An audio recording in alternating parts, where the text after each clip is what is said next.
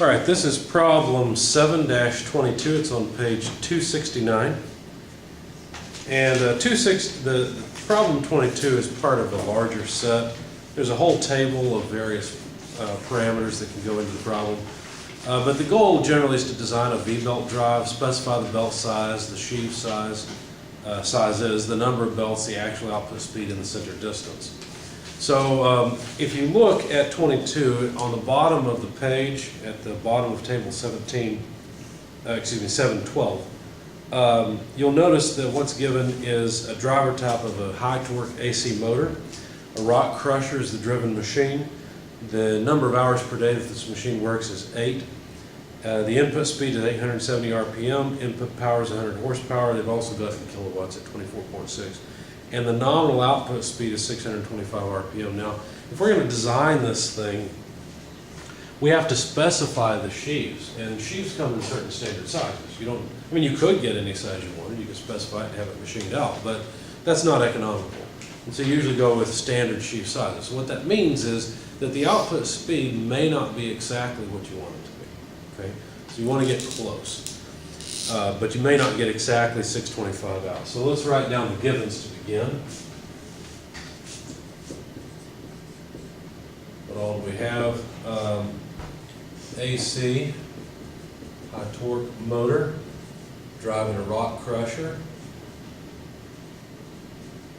Why would it matter what's being driven? Does that matter? Why would it matter what was doing the driving? Exactly.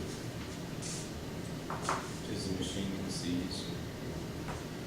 Okay, the machine can seize, and that's important. We'll talk about that as we go through this. In other words, the machine can choke. Torque spikes. Torque spikes, that's a big thing, right? So if the prime mover causes torque spikes, which it will, if the rock crusher causes torque spikes, which obviously it will, then we need to know that information. By the way, a rock crusher is a machine that can choke. In other words, you can get a rock stuck in it where it prevents the output from moving while the input is still turning. That means the belt is going to slip. Now, why are V-belts used? One of the advantages that V-belts have over roller chain is that they can slip. And so they can offer almost a clutch type of operation. In fact, some machines are designed for the belt to slip, where you change either the center distance of the pulleys, that's the most common, or you change, you let the pulleys open up a little bit. Basically, each side face of the pulley opens up so that the belt can just free spin on it. But that reduces the friction and allows the belt to slip without too much ill effect. The input speed in 870 RPM. Output speed is just a nominal speed at 625 RPM. That's what we're shooting for. And the input power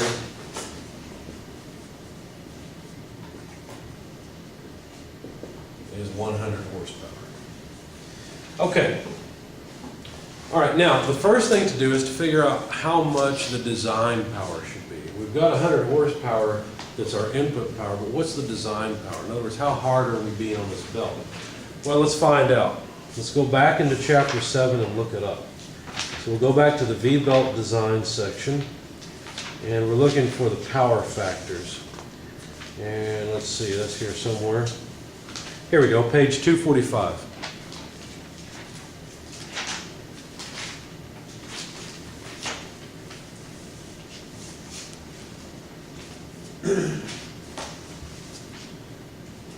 Now, are we in the left-hand column over here, or are we in the right-hand column? Right hand. Right-hand, that's right. How do you know? Because it's made for higher torque. Because it's the driver's an AC high torque motor. Okay? So that's what puts us in the right-hand column. Notice that the number of hours per day that the machine works is between the 6 to 15 hour range, because we're at 8 hours a day. And if you look at the driven machine type, they do they mention rock crushers? Crushers under the... Yeah, they've got crushers there, but they also have, lower than that, machinery that can choke. And this is definitely a machine that can choke. So I'm going to go with a service factor of 2. Would you be wrong to go with 1.6? Not necessarily. This is design. Right? And it depends. If you know that you've got a very soft rock that's being crushed and it's very unlikely that it's going to choke, you can go with 1.6. But, you know, a lot of these kinds of problems in this book, in this class, are design problems. There's not just one right answer.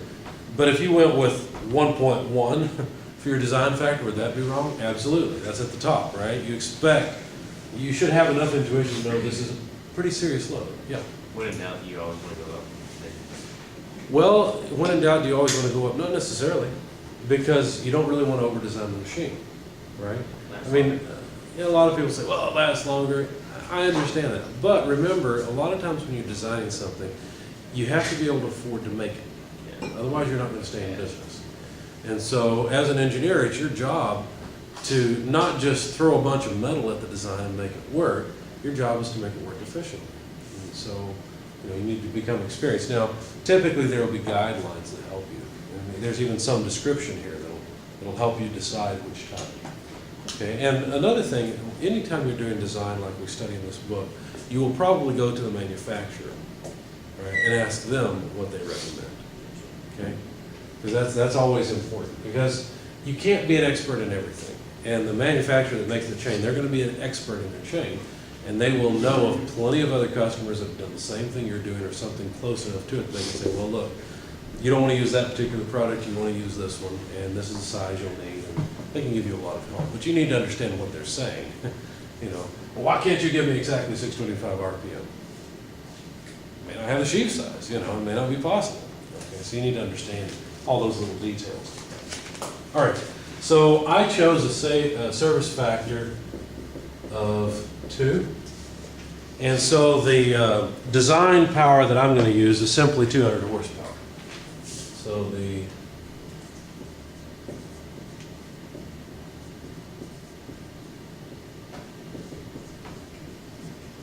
So I'm going to design the belt as if the belt has to transmit 200 horsepower. All right. Now, in order to select the V-belt cross-section, stay on page 245 and look at the figure at the top of the page. Now, this is a figure that allows you to select the V-belt cross-section based on the speed of the faster shaft, in other words, a smaller sheave, and the design power that's being transmitted. So the x-axis is design power. And you'll notice it's a logarithmic scale, so if you find 200 horsepower, you'll notice that a 3V section will not work, right? You see that? Because it's grayed out. It says refer to factory next to the V belt. I'm sorry. Oh, no. Yeah. So at 200 horsepower, a 3V will not work, but a 5V or an 8V could be made to work. Now we have to use the speed of the faster shaft to make that determination.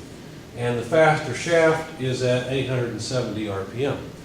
So at 870 RPM, if you go over, see the middle line is concentrated there, 200 horsepower, we're right on the line, right? We're pretty close. We could choose an 8V or a 5V. Let's start off and choose a 5V and see what happens. Now, sometimes what will happen when you do this is you'll see that you need multiple V-belts. And so it ends up being too many V-belts and you just switch up to a larger size. Why did you say 200 horsepower? I thought there was one. Okay. Because of the service factor. Okay. Yep, because of the service factor. Good question. All right, so I'm going to choose, notice this is a design, I'm choosing the 5V cross section. Okay?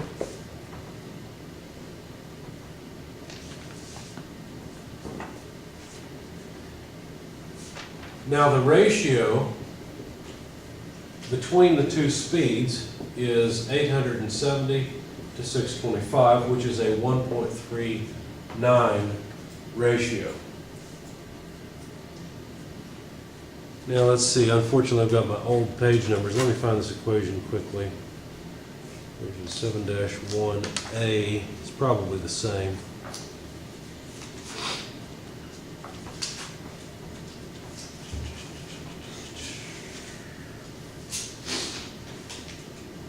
No, the numbers are different in the book.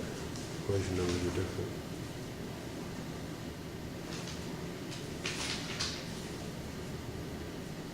Yeah, no, it is. It's still 7-1A. Here we go.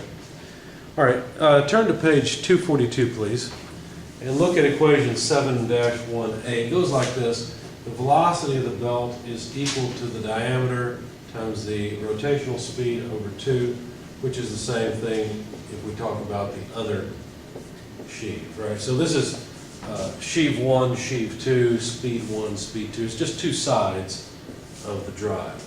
Okay, so here's our V-belt drive. We can call this one 1 and this one 2. Okay? It doesn't matter which one's 1 and which one's 2. In this case, looks like I've got it right because N1 being the higher rotational speed would mean that we've got the smaller pulley line. So that makes sense. Now, the interesting thing about this equation is you can use it to design the drive, because remember there was a rule of thumb that says the velocity of the belt should be somewhere between, what was it, 1,500 and 6,000 or so feet per minute. I don't remember what I had. I put it in the slides. It's in your book as well. But usually we start with a specification of 4,000 feet per minute for the speed. You don't want the speed to be too low. If the speed's too low, in order to transmit this much power, you have to increase the tension in the belt. That's not good on the belt. The belt is only made to take so much tension. If you make it go too high, then you end up with a lot of other types of problems because of the speed. Anyway, 4,000 or so feet per minute is a decent starting point. And so to come up with the diameter, all we're going to do is rearrange this equation and plug in 4,000 feet per minute for the velocity. You have to be a little bit careful here. We don't have omega, we have n. Now in this class, we'll use omega to represent radians per minute or radians per second, whereas n will be revolutions per minute. So two different things. Anyway, if you plug it all in, you find that this that I've written will help you design it. Now, what is all this stuff? Well, the pi and the 12, the pi has to do with the fact that we had to go from revolutions per minute to radians per minute, okay? Because this is RPM, so it's all unit stuff. This is RPM, this is feet per minute. So notice the minutes go away without too much trouble. But we don't want revolutions, we want radians, so we can actually get a diameter out of this thing. And the 12 has to do with the fact that we've got feet here and we want inches for the diameter. So, Where you get the 2 from? what to? The pi? The pi? Yeah. The pi is to take this from RPM to radians per minute Okay. instead. Yeah. Okay, so anyway, you'll want to look at the units of this and prove to yourself that I've got that right. But it comes out like this. The nominal diameter, or the pitch diameter of element 1, which is actually the smaller one, is 17.6 inches. So this is not this is not a pulley. This is a pulley. Okay, this is a good size, and that's the small one. Okay. Now, that's a pretty big pulley. So let's see if we can find a pulley that would work. Let's see. They've got standard sizes of pulleys in here. Here we go. All right, go to page 246 and 247. And you'll notice that there are 3 figures here. There are figures for 3V, 5V, and 8V belts. Remember, we chose the 5V belt. Okay? So on the 5V belt, there are only certain standard sizes. Is there one that is 17.6 inches? No, there's not. Now what will happen if we decrease the diameter of the pulley? If we don't go with 17.6, we'll go with something that's actually available. Get higher speed. We get higher belt speed, right? So is that a problem? No. As long as we don't go up to 6,000 feet per minute, it's okay. So what I'm going to do is just choose a diameter of 10.8 inches. So I'm just going to set D1. I think I'm off the video here, so let me go up here and try again. So diameter 1, I'm going to set at 10.8 inches, standard size. Now, one of the things you're going to be very uncomfortable with in this class, if you're used to me in thermo or dynamics, you're used to getting one right answer, essentially. In this class, it's a design class, and so you get to change things. You get, as long as you understand what you're doing and you stop to check and make sure that everything still works out, then it's okay. So at 10.8 inches, I should probably recompute the speed, right? Now, it's actually really easy to do, because if you basically, the diameter, notice, is proportional to the belt speed. Okay, so grab your calculators, and all you have to do to calculate the new belt speed is just take the old belt speed, which is 4,000 feet per minute, okay? And I said that wrong, I think, because if the, yeah, I said that wrong, I'm sorry. What'll happen is the speed's actually gonna go down because the tension in the belt is gonna go up. But anyway, so 4,000 feet per minute, the old speed, the new diameter is 10.8, the old diameter is 17.6. So if you multiply 10.8 times 4,000 and divide by 17.6, now what's the velocity of the belt? 2,455. 2,455, and that's still feet per minute. Correct. So notice that's still more than 1,500 feet per minute, right? And 1,500 feet per minute was the lower end of the range that we said would be acceptable. So there's nothing wrong with this so far, right? We can do this. So 10.8 inches is the diameter that we're going to go with. So, but see, I wouldn't care if you did that in your homework or an exam or anything if I give you a design problem, as long as you checked and made sure that you were still within a reasonable range and you understood what you were doing. Okay. All right, so what could we do? Well, if you look, we need a ratio of 1.39. So we could look and see, well, if we're going to go with 10. Now, why would I choose 10.8? Let me back up a little bit. Well, the reason I chose 10.8 is because it's kind of in the middle of the range. That gives me some room to work. Now, this is the smaller pulley, right? D1 is the smaller pulley. So what I need to do is take 10.8 times 1.39. What do you get when you multiply those together? 10.8 times. Times 1.39, because that's the target ratio. 15.012. How much? 15.012. Okay, 15.0 is close enough. Now, if you look, there's a 14.9 inch pulley and a 15.9 inch pulley. Okay? I'll choose the 14.9 inch pulley. That should give me pretty close to my desired ratio. But let's go ahead now and actually compute the final speed. The final speed is not going to be 625 RPM. It's going to be 870 RPM multiplied by the ratio here, 10.8 over 14.9. By the way, go ahead and take 10.8 over 14.9 and see what you get. 0.724. How much? 0.724. You did it the other way. Take 10, I'm sorry. I said it wrong. 14.9 over 10.8. Let's try that. 1.38. 1.38. So the ratio is pretty close. What does the actual speed come out to? Because really that's our goal, is the exit speed. Or the drive, or driven speed, I mean. 630. How much? 630. 630? 6. Okay, so 631. So we're pretty close to 625. It's close enough. Now I'm assuming that since this is a rock crusher, right? I don't know that the speed's all that important. Sure, we've got to be within a reasonable range, but that's not too bad. So that's close. Now, what about the amount of power and how many belts we need? How do we do all that? Well, we know that the design power is 200 horsepower. Now, if you look, this may be a little bit confusing to you. Get the 630. 630? 10.8 over 14.9 times 870. Oh. Just the ratio. If you look, the pulley that I chose, let's see. Yeah, it occurs on all three curves. Notice that there's the three curves on this figure. There's a curve for 870 RPM, 1160 RPM, and 1750 RPM. The reason those are available is because those are standard motor speeds. Okay?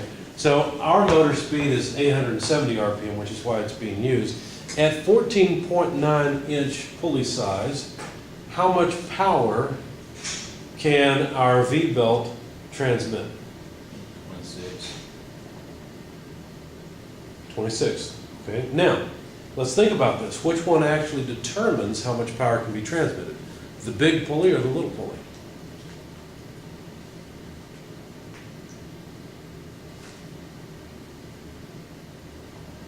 The little one. The little one, right? Because the little one's more critical. The belt's being bent more around the little pulley. So, now let's go down to 10.8 inch pulley and read that off. That looks like it's a little under 18 horsepower. Do you guys see that? Okay.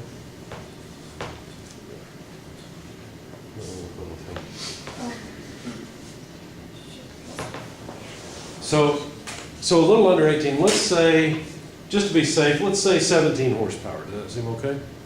So the amount of power that one belt can transmit is 17 horsepower. Well, how many belts is it going to take to transmit that power? At 200 horsepower, you have to take 200 horsepower divided by 17. So how many belts do we need? 6. You've already done Not that. 200, 12. So 200 divided by 17 is how much? 11.76. So 12 belts. Is this a practical design? No, this is not practical. So what do we have to do? Well, the easiest thing to do at this point is to realize that we were pretty close to the line. We chose a 5V, and I did that so that it would come out like this. You can see that this doesn't work. So now let's go to the 8V belt and start over. This is very common. You may hate this, but in design, you typically end up, at least the first couple times, with a design that simply will not work. So now let's go with the 8V belt instead. Basically, we have to kind of start over. The design power is still 200 horsepower. Okay? But at an 8V cross section,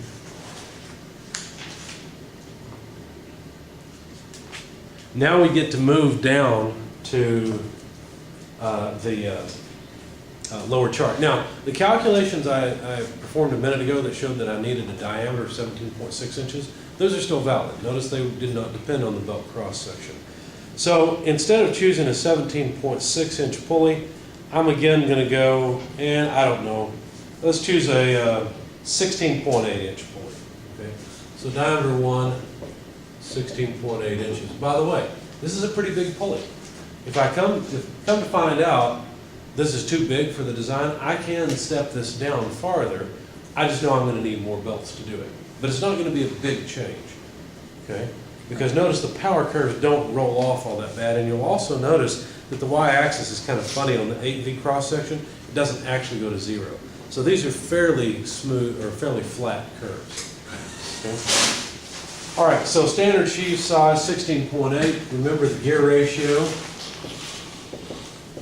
was 1.39, I believe, wasn't it?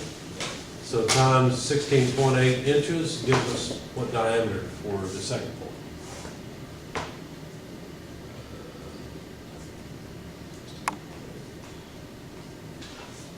Uh, 23.5. So 23.4. Is there one close to that? There is a 23.8. So let's go with the 23.8.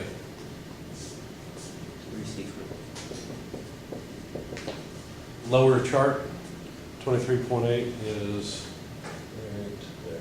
Oh, So that's a standard sheave size, so that's what we'll go with. So we're not going to go with this one. This is just to calculate and get close. So let's calculate the exit speed now, or the driven speed, I should call it. In one, let's see, it's a slower speed, so D1 over D2. Okay, so basically 870 RPM multiplied by 16.8 divided by 23.8. No, you want D2 on top. No, No, the yeah, exit you're speed right. is slower. Yeah. And that gives 441. 441? It can't be that far off. I got 614. 614, okay, that sounds reasonable. Yeah. Now, that's not 625, it's not even 630. It's a little farther off than we were before. So we could play with the standard sheave sizes until we get something closer, but I'm going to assume that this is okay. All right, for whatever reason, we know that the rock crusher can accept that speed and work just fine. So if that's the case, then what do we do next? Well, now we need to see how many belts will be required. So if you look on this lower chart, there are 3 curves, but they're different speeds. They are 690, 870, and 1160 RPM. So we'll be on the center curve this time. And if we look at the smaller sheave pitch diameter, that is 16.8.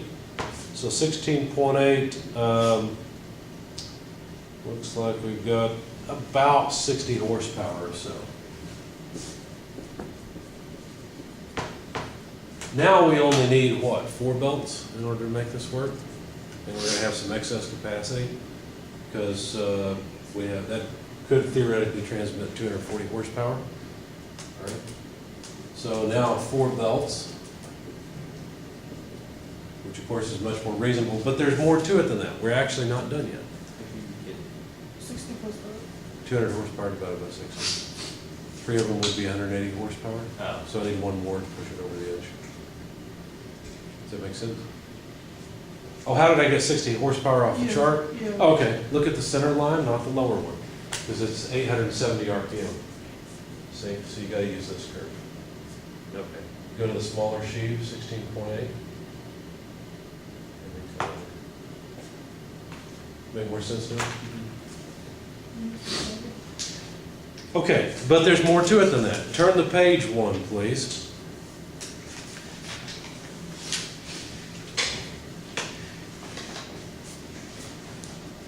There's a small problem, or well, actually not a problem, it's something that helps us a little bit. Power added versus speed ratio for 5V belts is listed on page 248. And if you'll notice that the power added is 0 when the sheaves are the same size. And unfortunately, we don't have a chart like this for the 8V belt, but the 8V belt would work in a similar way. Okay, so we can't add this in because we simply don't have information about it. So I'm going to skip it, but I just want to point out that as the speed ratio increases, there's an increase in the amount of power the belt can transmit. And the reason, or that itself is the reason, you'll notice that there's a dotted line above the solid line. Go back 1 page again. There's a dotted line above the solid line on the carrying capacity of the belts. That's because that range between the solid and the dotted line takes into account this kind of thing. Okay, this chart, this because it depends on the ratio of the input to output. And the higher that ratio, the more power that's added up to a point. Now we don't, like I said, we don't have that information for the 5V belt, but we do have enough information from the next 2 charts to use them. So there's an angle of wrap correction factor in figure 714. So figure 714 basically just says, look, the belt does not wrap all the way around the sheave. And so actually the sheave cannot transmit as much power as the table back here or the figure back here says. These figures back here on page 246 and 247 are for 180 degree wrap around the pulley. But if you don't have 180 degrees of wrap, then it just can't transmit as much power. So that's going to take away, to some extent, from the amount of power. Now you'll notice the factor at 180 is 100%, and as the angle of wrap moves down, the factor drops off. So it's a good thing we've got 4 belts. We've got plenty of extra capacity. Now we don't know the wrap angle yet because we have not designed it. Right? We haven't designed the center to center distance. What were you going to ask? Let's say if you have 180 degrees, is it a ratio? So if you have a 90 degree wrap, is it double when you have a 180? The curve is nonlinear, so no. Okay. Yeah, it's not terribly nonlinear though. All right, now there's one more thing, and there's a length correction factor. So as the belt length increases, the length correction factor increases as well. So we'll get into all that. The reason, we're not done with this drive, right? All we've done so far is we've specified the diameters. We also have to specify a center-to-center distance between the 2 pulleys. So if I were to sketch what we have so far, I think we're done with all this, all the givens. If I were to sketch what we have, we've got a V-belt drive where we've only specified D1 equals 16.8 inches, D2, let's put it on the other side, D2 equals 23.8 inches, and these are standard sheave size. But we need to specify the center-center distance between the two so that, and that should be measured this way, so that's right. So that we can use a standard belt, because you can't get just any belt length you want. So if you look on page 249, you should be open to that page or close to it. There are standard lengths for the various cross sections given. Some of them, they overlap. For example, in the center, there's 3V, 5V, and 8V lengths that are available for all three of those lengths. Okay, 8Vs obviously are going to come in longer belt lengths, and so the 8V has some lengths that are not available in 5V or 3V. But what do we do now? Well, now what we do is go back to page 242, and the equation that you need to relate the length of the belt to the center distance are equations 7.3 and 7.4. And you may be a little bit confused because you look at 7.3 and 7.4 and you say, well, now wait a second. 7.3 looks like it's just the inverse of 7.4. Why would I need both? The reason you need both is that you must start off by specifying the center distance that you want. Okay, so you might want to make a note about this. In equation 7.3, the C that's listed there in that equation is a design C. It's your desired distance. Does that make sense? It's what you're shooting for. You're not going to get that exact amount, just like we had an output speed we were shooting for, which was 625 RPM. We're not going to get exactly that because we have to use a standard sheave size. So since we have to use a standard belt size, the center distance cannot be just anything we want it to be. Obviously, there's sort of a minimum here, right? It's half of this diameter plus half of this diameter, but we're going to make it significantly larger than that. In fact, just for the fun of it, we'll go ahead and compute that. That's about 8 inches. This is about 12, so about 20 inches is the minimum. I'm just going to start off. In fact, there should be a, hang on, there's a recommendation in here for center distances. And I can never remember what it is. I don't expect you guys to memorize this stuff either, but I do expect you to write it down or bookmark it, just like I should bookmark it.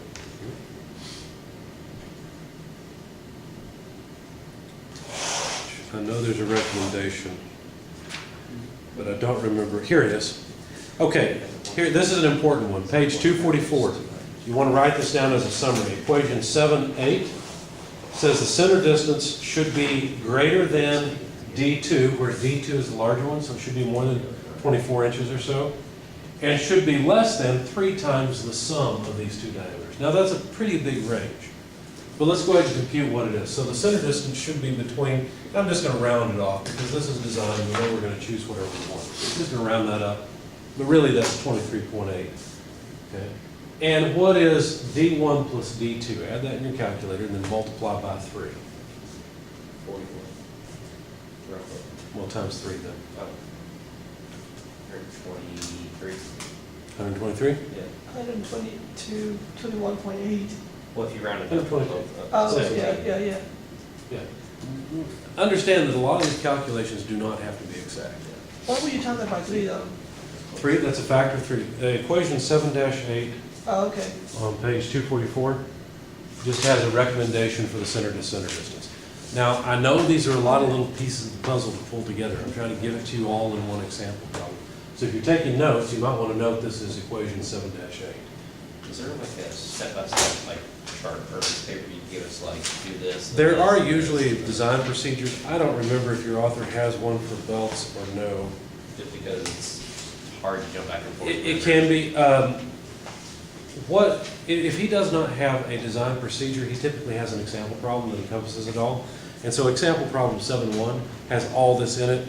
And I think he actually, a lot of times, I don't see it here, but a lot of times he will reference the equations and at least the figures so that you know where it came from. So if you look through that helps you a whole lot. Okay, now the calculation that I did here, I'm not sure that I need 4 belts. I may need more, I may need less. Right? That was just a back of the envelope calculation to see am I in the ballpark. Because when we used the 5V section, we saw 12 belts, realized that was unreasonable, and changed our design. So I wanted to check the 8V belt size and see how many we would need to see if it's reasonable. So so far, we're on the right track, but remember, because of the wrap angle, which is determined by the center distance and the belt length, there's gonna be correction factors. So let's see what happens. So what center distance do you guys want to choose? This is pretty much wide open, right? 60? Fine. There's nothing wrong with 60, there's nothing wrong with 100, right? That's between them. So let's just choose 60. And realize I say this is approximately 60 because I'm going to choose a standard belt size. Okay, so this is where the equation comes in handy. I pointed it out a minute ago on page 242. It's equation 7-3, and it says that the length, let's see if we can get rid of all this. I have a question. Sure, please, what's your question? So this, since this is a 8V belt, should we go and be using table 7-2 for the standard belt length? We will, we're on our way to that. Oh, okay. Yep, we are on our way. Good question. Because the 60 doesn't fall in for the 8V. Right, well, that's So the that's center just the distance center, anyway. that's- We're trying, the length is gonna be the entire length. Okay. Yeah, good point, good question. Okay, so the length of belt that we would need from equation 7-3 is 2 times the center distance, so 2 times 60. Let's see, plus 1.57 times D1 plus D2, that's 16.8 plus 23.8. Let's see, plus D2, which is 23.8, less D1. You have to be careful. D2 has to be bigger than D1. Okay, you always want to make it that way in your design. Okay, so that the 1 and the 2 always refers to the bigger sheet. Anyway, D2, bless you, D2 less D1, and D1 is 16.8. Now, let's see, this has to be squared, so I'm afraid I'm off the video, but you can refer to equation 7-3. And it has to be divided by 4 times the nominal center distance of 60. Can you guys see how a spreadsheet would come in really handy for designing this stuff? Also, the software that comes with the book, the InDesign software, will do all of this for you. It's really nice. So I would highly recommend getting into that software, especially for your project. Usually the exam problems I design so that you guys can do them by hand. They're not too bad. Spreadsheet or anything doesn't really help you much. But for your project, you're going to be doing a lot of calculations. I highly recommend learning InDesign. Yes? When are we gonna start our project? Well, technically the project's already available to start. I haven't set a due date, so you guys feel no particular encouragement to start it, I think. Yeah. So I think what I need to do is set a due date. And I'm just trying to gauge how much material we've gone through. I want the project to be pretty much done 2/3 of the way through the semester. I'm trying to give you guys all the stuff I think you'll need to incorporate into the project. I don't think you're going to end up using a lot of gear information, so that's one of the reasons I push gears back, although usually I teach it fairly early on. But you probably will need belts and chain information. So that's why we're going through it now. So right now, my long-term goal is about 2/3 of the way through the semester, which actually is only 6 weeks away or so. Yeah, because I'm not too worried about the math or like any of that. I'm just worried about procurement of the materials Yeah. needed and building. Yep, yep. Well, Well, halfway through, aren't we? This semester. I hope we're not halfway through. We're halfway through. We're coming up on it. We're coming up on the halfway point. Yeah. Yeah, we're coming up on it. We'll set a due date. How about 3/4 of the way through the semester? Sound reasonable? Would that be before spring break or after? I don't know where spring break Break is. is 28th through the 1st. Okay, so what about at the end of spring break? Does that sound good? So after spring break? Yeah, after spring break's when the project would be due. Because that should be about the right time to actually ride it, you know, early April. Usually we have some pretty days in early April, then it starts raining like crazy. All right, anyway, let's finish this off. Do you guys, have you plugged this into your calculators? I got 184. That's what I got. 184? Yeah. Okay. So now what we need to do is go and select a standard length belt. All right, this is an 8V cross section. Looks like we could get 180, 190, we could get a 200-inch belt. Does it really matter? Not really. I'm going to go with a 200-inch belt. I don't have to choose 180 or 190. I'm not wrong to jump over and say I'm going to make it a 200-inch belt. What page is that in your? That is page 249. Okay. So this is what I'm going to choose.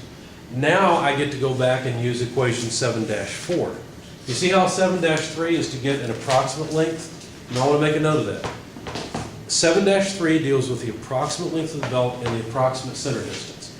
7-4 is where you calculate the actual center distance based on the belt that you select. So you use 7-4 after selecting the belt. Okay? All right, so 7-4. The center distance would be equal to B. What is B? Well, that's something we have to calculate. It's based on the length of the belt. It's just below. It's 4 times the length of the belt minus 6.28, which is 2 pi, by the way, D2 plus D1. So this would be 4 times 200 inches less 2 pi multiplied by D2, 23.8, plus D1, 16.8 inches. So give me a number for B if you would please. I got 545. 545 inches, anyone second that? Yeah. Okay, thanks.